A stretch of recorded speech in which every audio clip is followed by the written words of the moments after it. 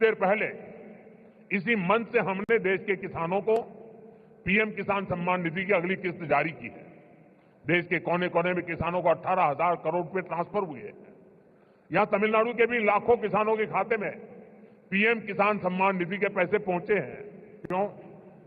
अब तक इस योजना के तहत देश के छोटे किसानों को 4 लाख करोड़ रुपए की राशि सीधे उनके बैंक खाते में भेजी जा चुकी है।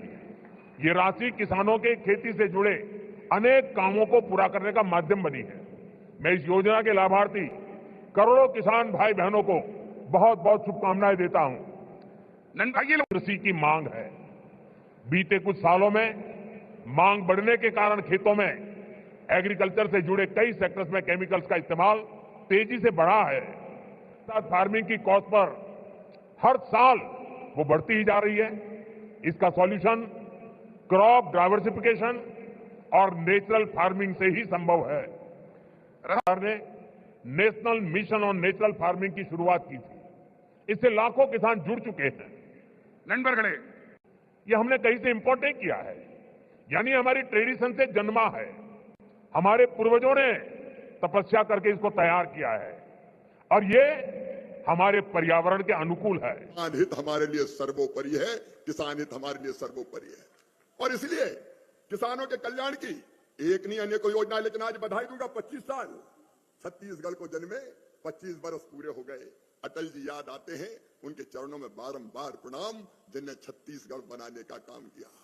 और आज आप देख रहे हैं, बीच के 5 साल अगर छोड़ दें, जब कांग्रेस की सरकार आई थी, तो आप देखें छत्तीसगढ़ कैसे प्रगति और विकास के पथ पर जा रहा है। आज मुझे गर्व ये कहते हुए, छत्तीसगढ़ वासियों, छत्तीसगढ़ अब पिछड़ा राज्य नहीं है। पहले डॉक्टर रमन सिंह जी के नेतृत्व में और अब हमारे लोकप्रिय मुख्यमंत्री विष्णुदेव साय जी के नेतृत्व में छत्तीसगढ़ अब देश के विकसित राज्यों की श्रेणी में शुमार हो चुका है। इसके लिए मैं छत्तीसगढ़ की जनता को बधाई देता हूं और सरकार का अभिनंदन करता हूं। यहां ऐसी सरकार भी आई जिसने भ्रष्टाचार की अति कर दी, कमीशनखोरी, दलाली, भ्रष्टाचार, बदले की भावना से काम करना। और उसके तो एक प्रधानमंत्री कहते थे, कांग्रेस के जो प्रधानमंत्री कभी थे, वो कहते थे कि हम 1 रुपया भेजते हैं तो जनता के पास केवल 15 पैसा पहुंचता है। पहुंचता कैसे जनता के पास? खाने वाले कितने बैठे थे बीच में। लेकिन आज प्रधानमंत्री नरेंद्र मोदी अगर 1 रुपया डालते हैं तो पूरा 1 रुपया ही जनता के खाते में पहुंचता है। 1 नया पैसा इधर उधर नहीं होता। और आज जब 25 साल पूरा होने के इस अवसर पर मैं छत्तीसगढ़ की इस पवित्र धरा पर आया हूं, तो ये प्रसन्नता भरी खबर कि प्रधानमंत्री जी के आशीर्वाद से केंद्र सरकार ने यह संकल्प लिया है कि छत्तीसगढ़ का पूरी तरह से विकास करने में हम कोई कसर नहीं छोड़ेंगे। अभी बता रहे थे विजय शर्मा जी, हमको लड़ाई लड़नी पड़ी थी कांग्रेस की सरकार में। उस सरकार ने, भूपेश बघेल जी की सरकार ने, जो मकान भारत सरकार भेजती थी वो गरीबों तक नहीं पहुंचने दिए। भारत सरकार का पैसा रखा रहा, ये गरीबों का मकान बनाने आगे नहीं बढ़े। और भारत सरकार ने जो पैसा भेजा गरीबों के मकान बनाने में नहीं लगाया, उसको वापस कर दिया। आज मुझे कहते हुए गर्व है, प्रधानमंत्री जी के नेतृत्व में हमने तय किया, मोर अधिकार, मोर आवास, मोर अधिकार। यह आंदोलन चला था छत्तीसगढ़ की धरती पर, भारतीय जनता पार्टी ने आंदोलन चलाया था। हमारा नेतृत्व बैठा है। लगभग 19 लाख मकान जो भूपेश बघेल की सरकार के कारण छत्तीसगढ़ की जनता को मिल नहीं पाए थे, आज मैं संतोष से ये कह रहा हूं कि वो 19 लाख मकान देने का काम प्रधानमंत्री जी के नेतृत्व में केंद्र की सरकार ने किया है। उन गरीबों के अब घर बन रहे हैं। लेकिन चिंता मत करना, केवल 19 लाख मकान नहीं, नया सर्वे भी हुआ है। मेरे बहनों और भाइयों, यह संकल्प है मोदी जी की सरकार का, यह संकल्प है विष्णुदेव जी की सरकार का, भारतीय जनता पार्टी की सरकार का, कि छत्तीसगढ़ की धरती पर कोई गरीब झोपड़ी में नहीं रहेगा, कच्चे मकान में नहीं रहेगा।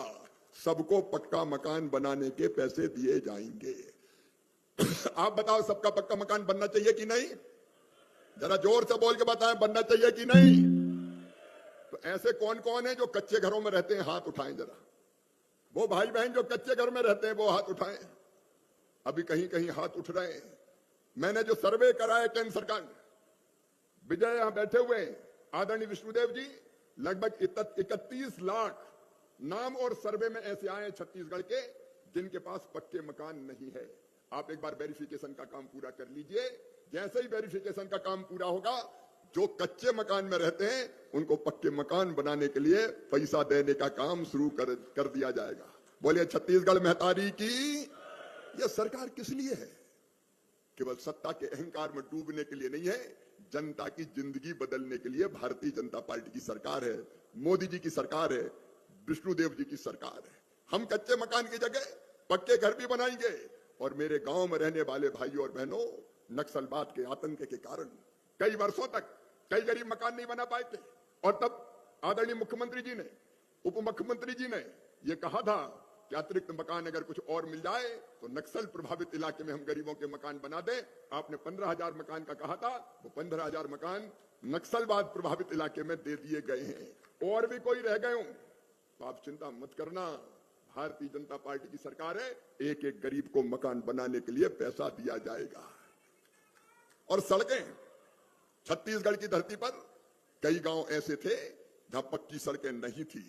ग्रामीण विकास विभाग के मंत्री के नाते यह काम मेरी तरफ प्रधानमंत्री जी ने दिया है कि गांव में हम पक्की सड़कों का निर्माण करें। और आज 25 वर्ष पूरे होने पर जब छत्तीसगढ़ की इस पवित्र धरती पर मैं आया हूं तो एक सौगात आपको विष्णुदेव जी देने आया हूं। हमने ये तय किया है। नमस्कार किसान भाइयों, प्रधानमंत्री जी ने जैसे बताया है, शिवराज सिंह चौहान जी ने जैसे बताया है, उस हिसाब से आपको खाते में जैसे भी आए हमें कमेंट में बताना बिल्कुल न भूले। हम आगे और सुनवाते हैं। तेरा तुझको अर्पण क्या लागे बेरा, ये छत्तीसगढ़ के अधिकार है, छत्तीसगढ़ की जनता के अधिकार है, जो छत्तीसगढ़ की इस महान जनता को देने का हम काम कर रहे हैं। और आज प्रधानमंत्री जी के आशीर्वाद से ये वचन भी देता हूं कि कृषि विभाग हो और ग्रामीण विकास विभाग हो, जब छत्तीसगढ़ को जरूरत पड़ेगी पैसे की कमी नहीं आने दी जाएगी। मुख्यमंत्री जी और इस सरकार के साथ मिलकर हम छत्तीसगढ़ के गांव का और छत्तीसगढ़ की खेती के विकास के लिए लगातार काम करते रहेंगे, लगातार काम करते रहेंगे। 5 साल बर्बाद कर दिए पुरानी सरकार ने, कांग्रेस की, और आज तो कांग्रेस सचमुच में बोझ सी बन गई है, बोझ सी।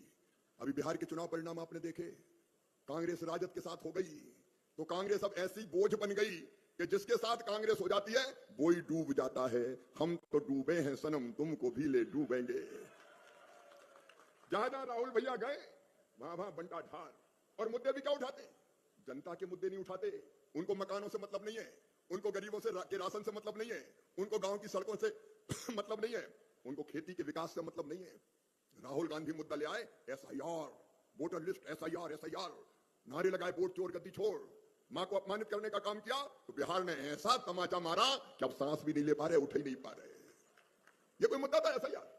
आप बताओ मेरे बहनों और भाइयों, वोटर लिस्ट सही बननी चाहिए कि नहीं बननी चाहिए? जोर से बताएं, बनना चाहिए कि नहीं? और वोटर लिस्ट में अगर घुसपैठियों के नाम जुड़े हो तो वो नाम कटने चाहिए कि नहीं? घुसपैठियों के नाम बांग्लादेश से आ गए। और ये कोई देश की जगह, ये देश है कि धर्मशाला है? जब जिसके मन में आए तभी वो आके यहां पहुंच जाए। कांग्रेस ने अपना वोट बैंक बनाने के लिए ये पाप किया बहनों और भाइयों कि देश में लाखों की तादाद में घुसपैठिए आ गए। आज भारतीय जनता पार्टी की सरकार का कहना है, केंद्र सरकार और राज्य सरकार मिलकर अगर कोई घुसपैठिया छत्तीसगढ़ के और देश के किसी भी हिस्से में होगा। मुझे आने में करीब करीब 1 घंटा देरी हो गई, क्योंकि मैं आज पुट्टपर्ती में सत्य साईं बाबा के कार्यक्रम में था, लेकिन वहां कार्यक्रम थोड़ा लंबा चल गया तो मुझे आने में विलंब हुआ। आप सबको जो असुविधा हुई, देश भर में मैं देख रहा हूं काफी लोग बैठे हैं, इसके लिए मैं आप सबकी क्षमा मांगता हूं। மேடையில் வீற்றிருக்கும் தமிழ்நாட்டின் ஆளுநர் ஆர்.என். ரவி அவர்களே, मुझे लग रहा था अच्छा होता किसी ने मुझे बचपन में तमिल सिखाई होती तो मैं आज उस स्पीच का इतना आनंद ले सकता था, लेकिन मुझे वो सौभाग्य नहीं मिला। लेकिन जो कुछ मैं समझ पा रहा था, वो जलीकुट्टे की बात कर रहे थे, वे कोविड के समय जो कठिनाइयां हुई उसकी चर्चा कर रहे थे। लेकिन मैंने रवि जी को कहा है कि मुझे पांडियन जी के भाषण को हिंदी या अंग्रेजी में तैयार करके भेजे, मैं इसे पढ़ना चाहूंगा। लेकिन मैं उनकी भावना को पूरी तरह आत्मसात कर रहा था, मैं अनुभव कर रहा था, और मेरे लिए बहुत अच्छा पल था ये। நான் ஒரு முக்கியமான ஒரு விஷயத்தை जब मैं यहां मंच में आया तो मैं देख रहा था काफी किसान भाई बहन वो अपना गमछा घुमा रहे थे।